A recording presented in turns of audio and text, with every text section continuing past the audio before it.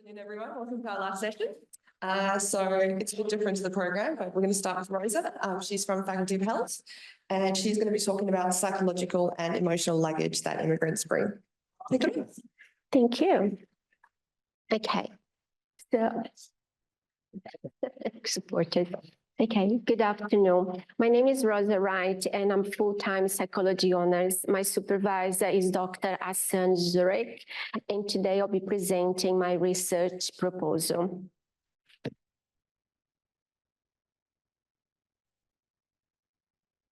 One day last year, I went for a walk, and I saw this tree with exposed roots. For some reason, I was like, wow, that's exactly how I feel. That's how I feel as an immigrant. While some parts of me, of my identity, parts of myself remain deeply rooted, some other parts exposed to the environment. For that moment, I end up here today, and how did I come up with the title of my research? Beyond the Suitcase, Unpacking the Psychological and Emotional Excess Luggage Immigrants Bring to Australia. In this presentation, I'm going to talk about the background, then current studies, methods, and insights, final insights. Let's start with the background and some key terms. The first one is what is extra luggage. In this study, refers to the diversity of experiences and qualities that are unique to immigrants. It is a metaphor for the idea that immigrants bring more than just physical belongings. Voluntary immigration, another key term, is when people decide to move to a new country. They often do this to seek better job opportunities, social security, education, or just to explore new experiences. This decision is driven by the quest for personal and professional growth. Some more key terms. Resilience. Resilience is the ability to stay strong and cope with challenges. It involves adapting well to adversity and bouncing back from difficult experiences. People using resilience maintain a positive outlook, manage their emotions, and find ways to move forward despite setbacks. So these two concepts are related, but they are not the same. Acculturation processes involve practical adjustments people make to fit into a new culture, including how they adjust their behavior, values, and beliefs, while maintaining elements of the original one. It can lead to positive and negative outcomes. Cultural adjustments, cultural displacement describes the feelings of disconnection some immigrants may experience as they move away from the cultural roots. This can lead to feelings of loss and separation from the life they once knew. In simple words, acculturation is more the practical adjustments, and cultural displacement is more about the emotional impact of this transition. So the last key term, coping strategies. They are ways and methods in which people manage their emotions and find solutions when dealing with stress and difficult situations. Everyone is different. Maturing Pal 2023 showed that some people may engage in yoga, for example, which is an emotion-focused coping strategy. Other people prefer to use problem-focused coping strategies, such as making a step-by-step plan to solve a problem. Let's introduce you to the topic. Immigrants reshapes not just demographics, but also a nation's social and cultural landscape.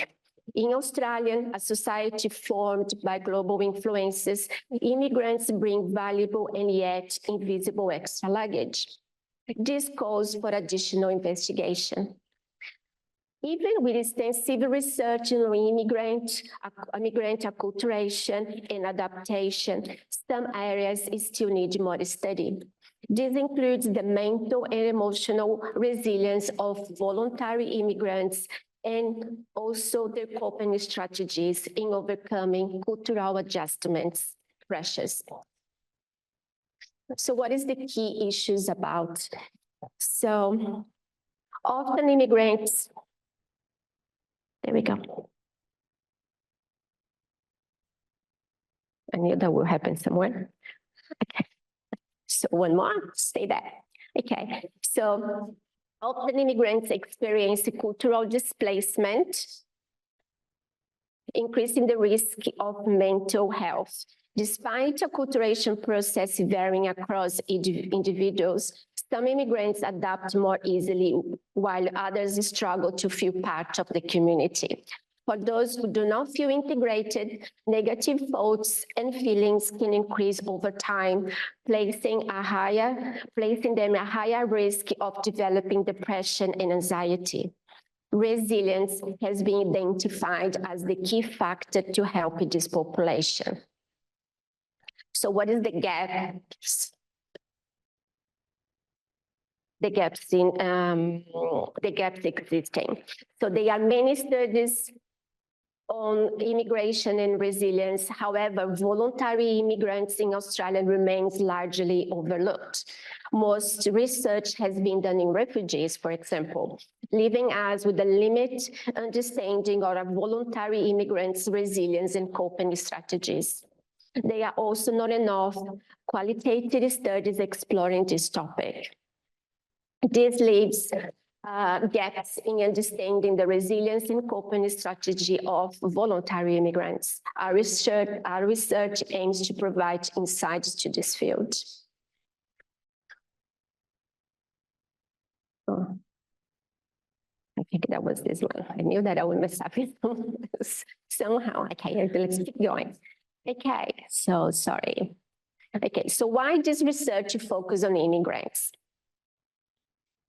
In 2023, around 700,000 new immigrants become permanent Australian residents. This population increase accounts for 60% of the nation's population growth, highlighting the significant impact it has on Australia's demographic landscape. With such a rapid demographic change, understanding and supporting the resilience process of these new community members become critical. Studies like Jakarta and Tao 2018 claims that negative emotions and thoughts can intensify among immigrants, not only due to everyday challenges, but also to all the other issues raised before. This study believes that it's important to understand how immigrants reach that point. So once we understand more, we are able to do more and reduce or prevent depression and anxiety, helping immigrants support their mental well-being. My research question: how do resilience and coping strategies help voluntary immigrants manage their adaptation process in Australia? This research looks into how resilient and coping strategies help voluntary in Australia. It explores how immigrants deal with the challenges and moving to a new country. The goal here is to find what helps voluntary immigrants in Australia by finding out more about what is inside of the valuable yet often invisible extra luggage. So what is the current study saying about it? As we learned in the beginning of this presentation, resilience involves coping and remaining positive in facing challenges. However, to have a successful story to tell, immigrants need to add extra layers to their resilience and coping strategies. This is because immigrants face not only everyday challenges, but also extra challenges, including language barriers, discrimination, and cultural differences. In Australia, these challenges are exacerbated by the strict immigration laws, high living costs, and limited affordable housing. Resilience for immigrants involves overcoming these barriers throughout psychological strength, social network, and cultural adaptation. Immigrants need extra psychological strength to handle uncertainties and stress of moving to a new country, including homesickness, identity crisis, and acculturation. Immigrants often need to rebuild their social networks from scratch, forming new relationships and integrating into the new communities. Immigrants must learn new norms, values, and practices while keeping parts of the original culture. This dual adaptation is unique to immigrant resilience. So, our research is based on Barry's acculturation model. So Barry's acculturation model describes 4 ways immigrants adapt to a new culture. Integration means keeping the original culture while adopting a new one. Assimilation is fully embracing the new culture and letting go the original one. Separation involves sticking to the original culture and avoiding the new one. Marginalization happens when they disconnect from both cultures and feel isolated. These strategies highlight different pathways immigrants take to adjust. Now moving to my methods. Here you go. We recognize the importance of participants' well-being. To ensure the integrity of this research, we will meet all relevant ethical guidelines, and especially in SCU, they are pretty high. So to get approval, ethical approval, you really need to work really hard and beat all of them. So eligible participants, now talking about my participants. Eligible participants will be over 21 years old, have a good communication and understanding of English, have a basic computer skills, and I will exclude temporary visitors and residents of less than 6 months. A sample size is determined by the concept of saturation, and a preliminary power analysis aiming for a sample size of 30 participants. Our recruitment strategy involves online social networks, employing selective sampling to choose individuals who meet our specific criteria, ensuring participants are eligible for the study. We're using semi-structured interview guides. We will facilitate in-depth discussions based on our research question. We will conduct a pilot study with a small sample size of 4 to 5 participants and use their feedback to refine our questions.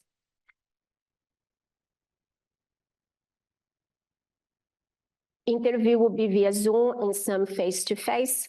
The data will be analyzed by thematic encoding in vivo, and the results will be validated by asking participants to review the transcripts. Voluntary immigration has many tales of adoption battles and success. Understanding this personal journey is crucial, and that's why our qualitative method is important.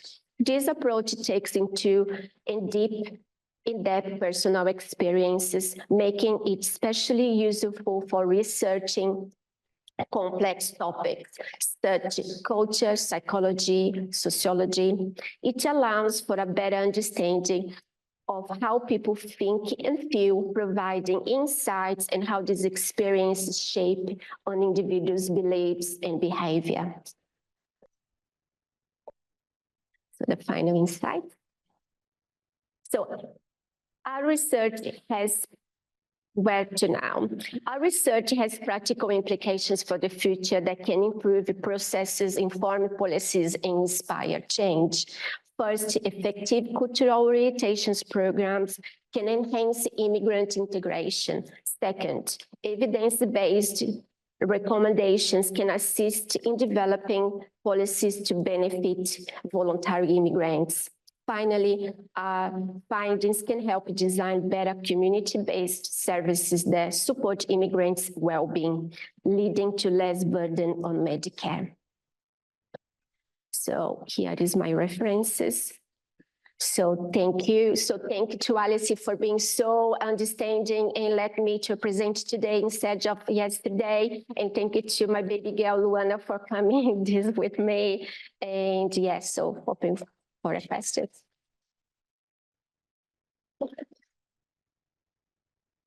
Thank you. That was really, really interesting. Really cool research you're doing. Did anyone have any questions? Just go a little bit easy. I'm just an honors student. I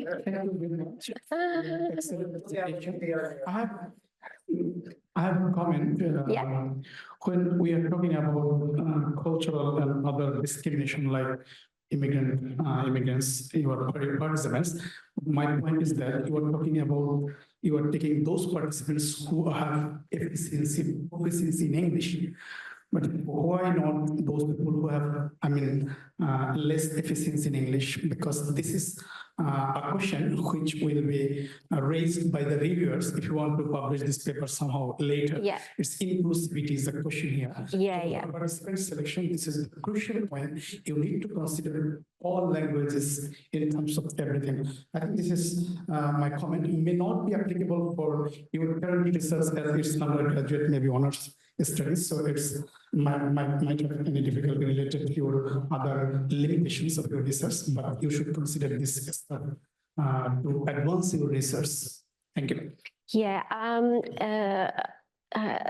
it is a learning process for me. It is my first 6 semesters into honors.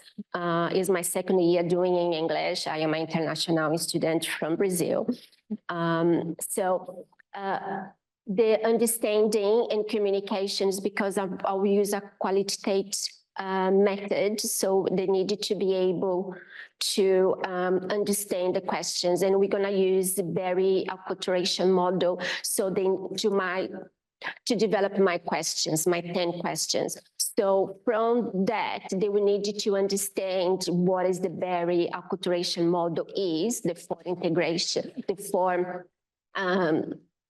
help me here.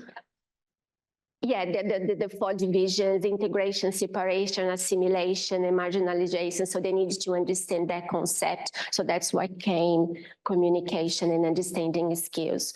But yes, if I do get a population that speaks Portuguese or Spanish or Italian, because I do speak those languages, so I'll be able to communicate. So that is your question before? Maybe just adding your limitations. Yeah, it is. I am learning the process. So yeah, it's just it's my first one, so I'm learning as I'm going. Yeah. I have a question for you. Thank you so much for the presentation. I loved the slides. They were awesome. But quite selfishly, I was wondering if you could help me understand wellbeing and resilience and the terms that you've chosen there, because you've used them both. Oh, the reason that I chose well-being and resilience, because of my supervisor. So you just have to fit. That's when the beauty when you come to uni, you just have to choose topics that you have some interest. So my supervisor was resilience and the distress, which we can't say these words, I guess, if you are honors student, as I learned. So, and then I chose resilience because I am curious about those experiences. So, yeah, so...